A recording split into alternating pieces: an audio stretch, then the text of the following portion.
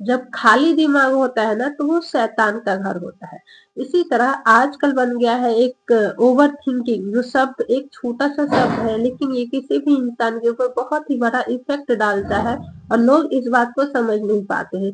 क्योंकि आजकल लोग अकेले रहते हैं, ज्यादा काम नहीं होता है और ज्यादा दोस्ती यारी से मिलना जुलना बातचीत करना किसी से उतना होता नहीं। एक मोबाइल होता है और एक दिमाग होता है। मोबाइल आंखों से मोबाइल देखते हैं और दिमाग में कुछ ना कुछ चलते रहता है।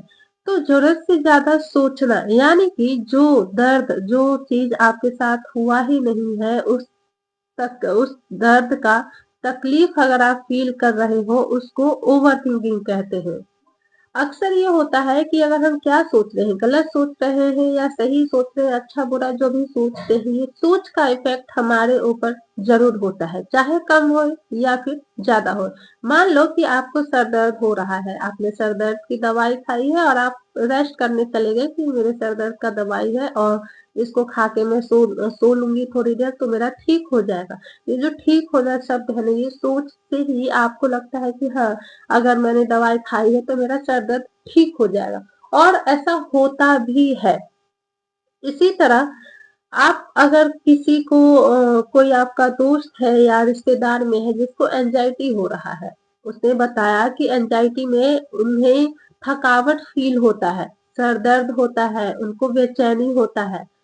अगर आपको किसी भी वजह से थकावट हो रहा है या फिर बहुत ज्यादा काम का लोड पड़ने की वजह से आपको बेचैनी हो रहा है, तो आपको ना बार बार वो बात याद आएगा उस दोस्त का जिसको एंजाइटी की समस्या है। आपको लगेगा कि हाँ, उसको एंजाइटी में ये सब सिम्टम्स था और मुझे ये सब सिम्टम्स हो रहा है, इसका मतलब कहीं मुझे भी तो एंजाइटी नहीं हो रहा है।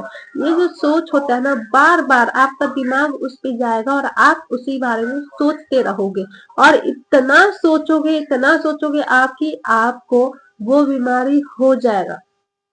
तो आप इतना ही सोचिए जितना आपके ऊपर बीत रही है, और वो भी इस बारे में सोचिए कि इस चीज को ठीक कैसे करना है, ना कि इतना सोचिए कि वो चीज आपको उत्पन्न हो जाए, आपके शरीर में वो बीमारी हो जाए।